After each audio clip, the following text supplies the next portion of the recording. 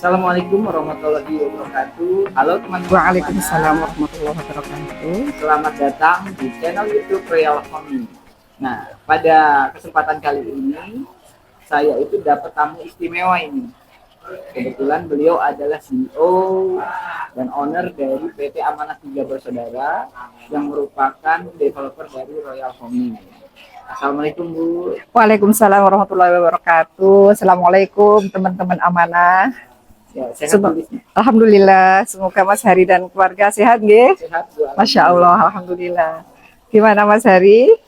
Ya, jadi begini teman-teman, kali ini kita mau berbagi kisah yang real, kisah nyata nih. Jadi Ibu Lisna itu dulunya kisah hidupnya itu sungguh luar biasa ya. Dan akhirnya beliau bisa mendirikan PT Amanah Tiga Bersaudara yang merupakan developer. Nah, kisah-kisah inspiratif kali ini akan Bu Lisna sampaikan kepada kita nih. Mungkin Ibu nggak keberatan berbagi. Insya Allah Mas Hari ya, sebatas sepengetahuan saya, ilmu yang saya miliki dan pengalaman ya, yang saya sudah alami sendiri, insya Allah saya akan share kepada teman-teman semuanya. Mudah-mudahan bisa menginspirasi ya, insya Allah. Gimana Mas Hari? Ya Bu Lisna, ceritakan dong kepada kita nih, Ibu bisa sukses sampai dalam titik ini itu prosesnya seperti apa dan kayak gimana gitu bisa. Oh baiklah Mas Hari, jadi gini ya, dari awal menikah tahun 94 ya, itu saya tuh sudah selalu memanage keuangan rumah tangga itu seperti keuangan di perusahaan gitu ya. Jadi berapa persen untuk kebutuhan primer, berapa persen untuk kebutuhan sekunder, dan untuk kebutuhan yang lainnya tambahan gitu ya. Nah pada saat awal ya menikah, teman-teman yang seangkatan saya itu ada beberapa yang memilih untuk kontrak misalnya ini ya. Nah tetapi untuk saya sendiri waktu itu saya memaksakan untuk membeli rumah. Tahun berapa tuh? Tahun 94 Mas. Nah saya itu membelinya justru sebelum menikah Mas, 93 gitu ya. Nah itu dengan KPR waktu itu ya, Masya Allah. Nah sebenarnya waktu itu suami juga agak kurang setuju ya kan, karena takut kebutuhan kita tidak terpenuhi kan, tidak tercukupi dengan angsuran nanti gitu.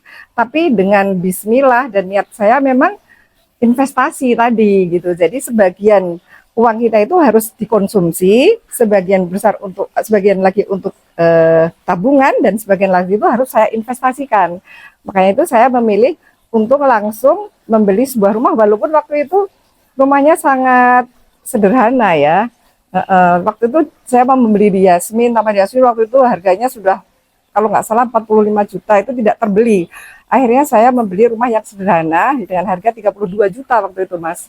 Tahun 93 ya, 94. Jadi sekarang sudah punya developer sendiri nih Bu. Dulu tapi Masya Allah. itu ngambil KPR. Awalnya itu Ibu ngambil KPR. Saya selalu mengambil KPR Mas. Jadi waktu itu saya ditawarkan oleh bank, sebuah bank gitu ya. Nah untuk cicilan gitu ya. Saya waktu itu sempat grogi juga, waduh. Penghasilan saya kalau nggak salah dengan suami itu sekitar 800.000 ya di tahun itu ya. Sementara angsurannya per bulan 430.000, setengahnya lebih. Tapi saya pikir insya Allah kalau dengan niat yang kuat ya, dengan hal yang positif, insya Allah Allah akan ridhoi gitu ya. Jadi saya paksakan awal-awalnya. Ternyata malah belum sampai 20 tahun itu sudah lunas Mas. Alhamdulillah. Nah sempat akhirnya saya tutup setiap ini. Nah pada saat itu pinjaman KPR itu saya tutup, karena yang pertama nih. Yang pertama, nah karena saya ngelirik properti yang lain tuh. Nah waktu itu saya mikirnya begini, kalau rumah itu kan tinggal ya, saya keduanya saya pengen beli ruko supaya nanti jangka panjangnya seandainya saya pensiun itu saya punya ada untuk bisnis atau untuk usaha gitu. Nah akhirnya saya belum sampai, baru berapa tahun, mungkin 7 tahun jalan ya pinjaman, itu saya tutup untuk pinjam lagi. Untuk ruko? Untuk ruko. Jadi KPR-nya ditutup yang pertama, terus ngambil ruko gitu. Nah setelah ruko itu alhamdulillah kebetulan atas izin Allah saya juga buka usaha ya, otomatis kan ruko produktif dong. Nah untuk dagang, Misalnya untuk dikontrakin juga bisa ya. Nah, itu juga ada income lagi tuh Mas dari situ.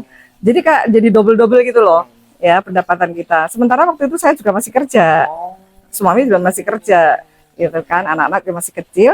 Nah, itu akhirnya ruko berapa tahun kemudian belum sampai harus habis masa KPR-nya saya tutup lagi untuk membeli sebidang tanah lagi. Nah, karena waktu itu kebetulan Krismon, Mas. Pada saat tahun berapa ya huru-hara itu? 98. Nah, 98 kan orang-orang pada takut nih berinvestasi ya. Kayak sekarang nih mau pemilu pada takut. Iya. Nah, itu udah. Nahan Ibu, nahan. Nah, kalau saya lain ya Mas, malah saya nekat. Benar, Bu. Karena pada saat demand-nya itu turun, ya supply-nya tetap, otomatis harga akan turun. Betul nggak hukum ekonomi? Jadi saya waktu itu malah langsung mengambil bidang tanah yang didiskon habis tuh sama developernya gitu. Nah, investasi lagi gitu. Investasi beli sebidang tanah. Sebidang tanah. Nah, dalam waktu kurang lebih berapa ya? Sekitar 3 tahun itu harga meningkat 3 kali lipat. Iya. Dari yang dibeli itu. Iya. Jadi Ibu bentar nih, saya resume dulu. Ibu punya rumah sudah lunas, ruko juga sudah lunas, Iya. punya tanah. Iya. Ibu, Nah, itu alhamdulillah saya jual ya karena memang sudah nilainya sudah naik ya, dan hasil itu saya pakai untuk membangun rumah, untuk menambah modal suami gitu ya. Nah, setelah itu saya di kebagian Mas berinvestasi properti itu gitu. Jadi di mana kira-kira ada properti yang memang layak untuk kita berinvestasi, saya ambil gitu. boleh nanya nggak Bu? Maaf ya, sebelum kita lebih lanjut lagi nih, kita kan masih penasaran, ceritanya belum habis nih. Ibu kenapa nggak investasi, kan bisa Ibu beli emas, kan? Ibu bisa deposito. Kenapa Ibu pilihnya properti? Iya, itu memang untuk investasi itu banyak ya Mas, bisa ada yang saham, ada yang emas, ada yang mungkin deposito gitu ya. Kenapa waktu itu saya memang milih properti itu? Karena memang satu-satunya ya menurut saya investasi properti ini merupakan yang paling aman. Yang paling aman, kebayang nggak? Allah itu menciptakan bumi ini itu ya segini aja space-nya kan, tidak akan nambah luas. Sementara penduduk bumi ya itu makin lama makin bertambah. Bayangin tahun 2000 aja menurut Badan Pusat Statistik penduduk Indonesia itu cuman 205 juta kalau nggak salah.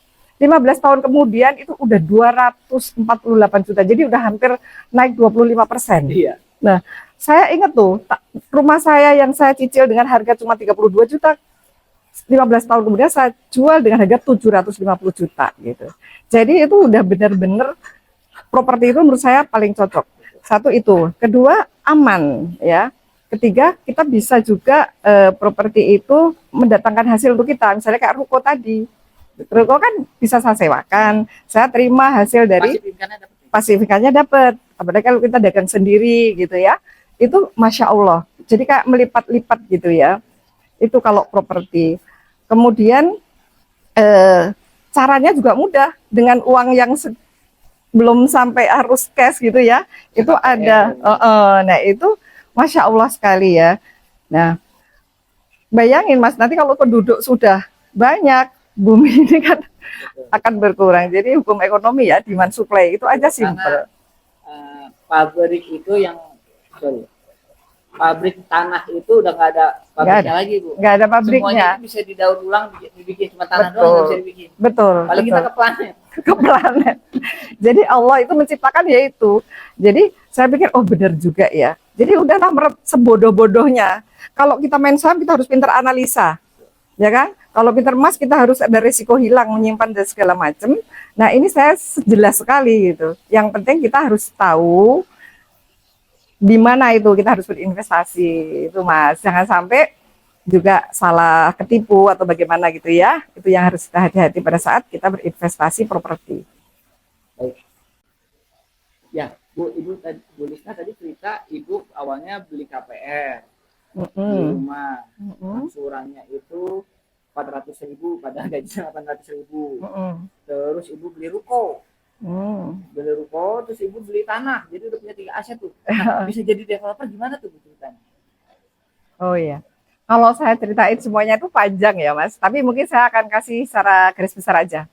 Nah intinya karena saya pengalaman dari ternyata setiap kali saya berinvestasi properti itu menguntungkan, jadi hobi Mas. Oh, Jadi hobi. Bahkan saya itu hobinya itu apa jual beli rumah.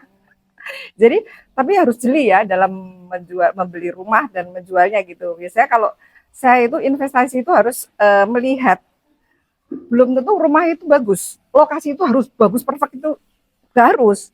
Yang kita lihat bahwa nanti pada beberapa jangka waktu tertentu dia itu akan naik gede sekali gitu loh. Jadi yang kita lihat tuh nanti bakal kenaikannya. Makanya itu kita harus benar-benar jeli tuh memilihnya ya. tipsnya apa tuh supaya jadi Lokasi. Pertama lokasi, kedua lokasi, ketiga lokasi. Nah, lokasi. dan jangan terkecoh ya. Misalnya gini, kita harus yang sudah rame, yang tidak macet, misalnya kayak gitu. Nah, justru yang rame yang tidak macet itu pasti harganya sudah selangit. Memang bagus, Mas. Tapi kita nanti berapa tahun kemudian tidak akan ada kenaikannya. Nah, kalau saya justru yang tanah yang kelihatannya itu mungkin masih macet, misalnya kayak gitu nggak terlalu rame. Tapi kota, misalnya ini daerah ini akan berkembang. Nah, kota ini nanti akan menjadi asetnya, jalan-jalannya mungkin nanti akan ada pelebaran atau akan ada tol dan sebagainya. Itu saya perhatikan gitu. Nah, waktu itu saya sering membeli rumah, akhirnya saya jual lagi dan itu terjadi berulang sampai pada saat sampai saya itu juga di Jogja gitu ya, karena saya orang Jogja sampai saya juga beli di Jogja, akhirnya menjadi penginapan pun itu juga mendatangkan juga. Oh, beli hotel Bu? Itu tadinya awalnya cuma untuk kalau pulang gitu, tapi akhirnya dari kata properti ini, Masya Allah sekali, sangat berkah menurut saya ya. Nah, tadi beli hotel, terus bagaimana Bu jadi developer itu gimana? Nah, ujungnya nih? Nah, saya setelah itu saya itu sebagian dari ini saya langsung kalau gitu saya membeli tanah yang lumayan besar nih gitu. Jadi tahun 2015 kalau nggak salah kita membeli sekitar 1,7 hektar ya. Tapi sebelumnya itu ada 3 tahap gitu Mas. Nah, dan itu Masya Allah ya harganya waktu itu dengan sekarang kan sudah jauh banget gitu ya. Alhamdulillah terus kita proses perizinannya ya. Jadi sertifikatnya pun sudah atas nama kita sendiri gitu ya, dan nama PT dan bukan dari pinjaman tapi dari investasi tadi Mas. Masya Allah. Pertama. Jadi saya rangkum aja nih ya. Yeah. Jadi rumah KPR pertama yang angsurannya 400.000 padahal gajinya 800.000. Iya. Beli ruko lunas, beli tanah lunas beli hotel lunas baru beli tanah yang lebih gede, baru bikin developer gitu ya Bu ya. Kurang lebihnya seperti itulah Mas ya. Intinya Masya Allah dengan properti ini Insya Allah keadaan ekonomi kita tidak akan susah ya. Insya Allah kita akan maju dan berkah. Luar biasa nih inspirasinya nih.